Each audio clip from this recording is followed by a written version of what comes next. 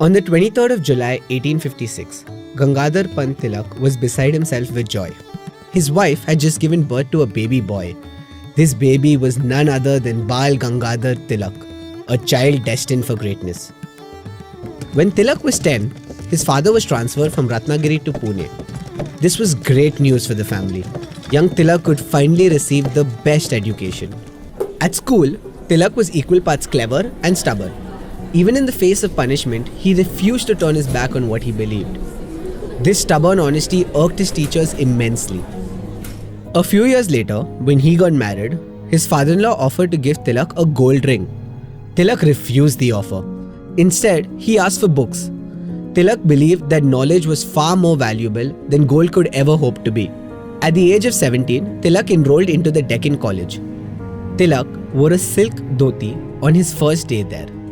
The other boys started making fun of him for being so traditional. Unfazed, Tilak retorted, "Why can't I wear a traditional outfit? Don't the Europeans wear their formal suits for dinners?" A fellow student, Daji Abaji Khare, was impressed by Tilak's straightforward attitude. The two soon struck up a close friendship. Khare taught Tilak to wrestle. In turn, Tilak stunned Khare with his impressive swimming skills. All this time spent playing took its toll on Tilak's studies. When he failed the first year arts exam, Tilak realized that change was necessary. He would need to strike a healthy balance between work and play. He did just that. Tilak excelled at studies. He was even honored by the well-known mathematician, Professor Chatre. Tilak then went on to study law. This was when he met Gopal Ganesh Agarkar, a fellow student and a budding social reformer. The two of them got on instantly. The duo dreamed of bringing about social reforms. It was this dream that led them, along with their friend Vishnu Shastri Chiplunkar, to found the New English School. Educating kids wasn't enough to bring true change. They knew educating adults was equally important. In order to educate the adults, Chiplunkar suggested starting a newspaper. Tilak loved this idea but made one tiny suggestion. They would publish not one but two newspapers. So came into being Kesari, a Marathi weekly, and Maratha, an English weekly. The three friends set up a printing press in the school premises. They even went door to door to distribute the paper. The papers had their desired effect. The masses soon grew eager to hear Tilak's opinions on various social and political matters. Tilak's words soon became their truth. Tilak, Chiplunkar and Agarkar also started the Ferguson College in Pune and set up the Deccan Education Society. Tilak was on the constant lookout for ways to educate the masses. He constantly sought to find new ways to bring different communities together. For example, in the early 1890s, the British had banned all public gatherings. Now, this exempted all religious festivals. So Tilak, to get around this draconian law, began the public celebrations of Ganesh Chaturthi. He even visited the fort of Raigad and started celebrating Shivaji Maharaj's birth anniversary. When a drought parched the fields of Maharashtra, the farmers were forced to sell their houses. Tilak would not stand for this. "You've lost your crops. Now, do you wish to lose your homes too?" Instead of giving up, he urged the farmers to demand help from the government.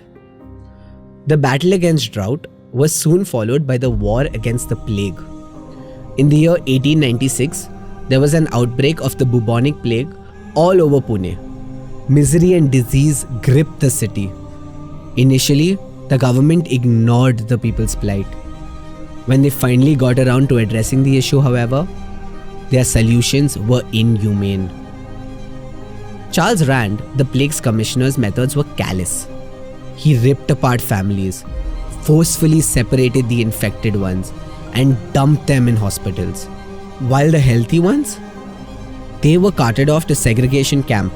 Charles Rand and his men weren't shy of using brute force.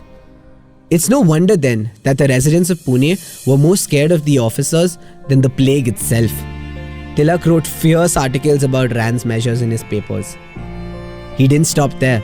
Tilak set up a separate segregation camp to help the victims and their relatives. Tired of this unceasing ruthlessness, Damodar Hari Chapekar, along with his brothers, assassinated Charles Rand. The government used this opportunity to accuse Tilak of instigating the Chapekar brothers. Soon, Tilak was arrested under charges of sedition. Tilak was released from jail on 6 September 1898.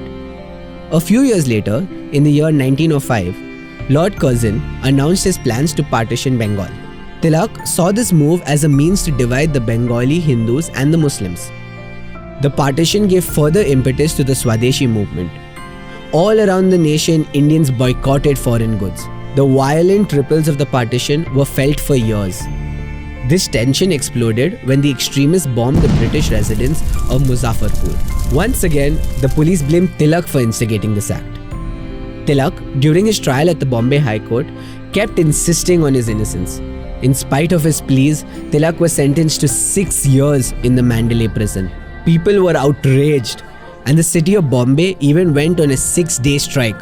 After 6 long and arduous years, Tilak was finally released from prison. Tilak's time in prison did not deter his revolutionary spirit. When his loved ones tried to persuade him to retire from politics, Tilak flat out refused. How can I indulge in literature when my country is a slave to the British? Tilak spent the rest of his life promoting the Home Rule movement. He strongly believed that Indians had the right to manage their own affairs. It was during this time that he uttered those eternal words, "Swaraj is my birthright." 8 months later, on the 1st of August 1920, Bal Gangadhar Tilak passed away. Tilak's vision for an independent India did not die with him. It lived on in the hearts of countless Indians. It was Tilak's words that inspired them to continue their fight. All of this until the 15th of August 1947, when India was finally freed from the shackles of the British.